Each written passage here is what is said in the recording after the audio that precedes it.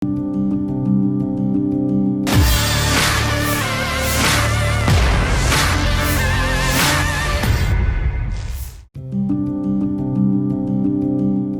yang satu ini rela tidur di kampung-kampung hanya untuk mengecek aksi teror yang dilakukan kelompok kriminal bersenjata atau biasa disebut KKB Papua.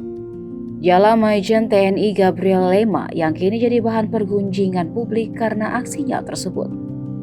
Karena keberaniannya itulah sehingga Pangdam 18 Kasuari tersebut berani mengklaim bahwa situasi keamanan di Kabupaten Maibrat, Papua Barat Daya kini telah aman dari aksi tidak bertanggung jawab kelompok separatis tersebut.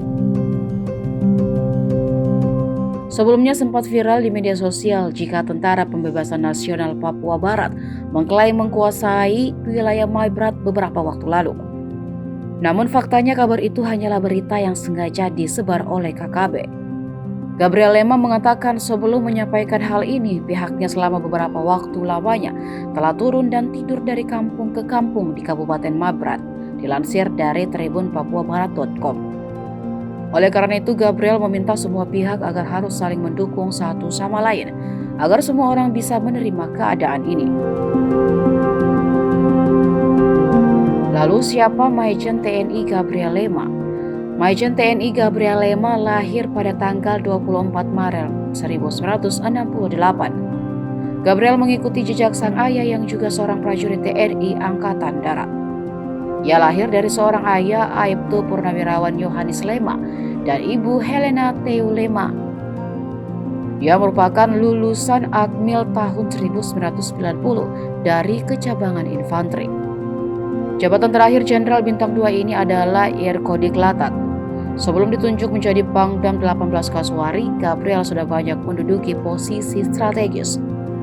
Gabriel pernah menjabat sebagai Kepala Staf Kodam 16 Patimura dan Rem Tanjung Pinang, Kodam 1 Bukit Barisan.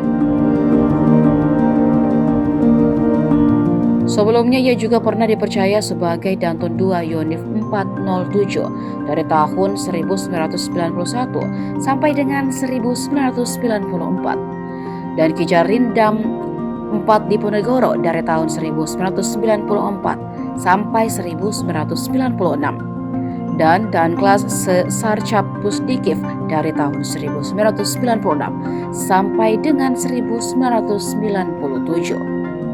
Gabriel pada tahun 1998 tercatat menjadi Dankipan B Yonif 741, lalu diangkat jadi Dankipan A Yonif 741 pada tahun 1999. Berselang setahun ia dapat penugasan baru untuk memegang posisi sebagai Wadan Yonif 744. Gabriel jadi Wadan Yonif 744 sampai tahun 2001. Tak hanya jago taktik perang, Jenderal Bintang 2 ini juga punya suara emas.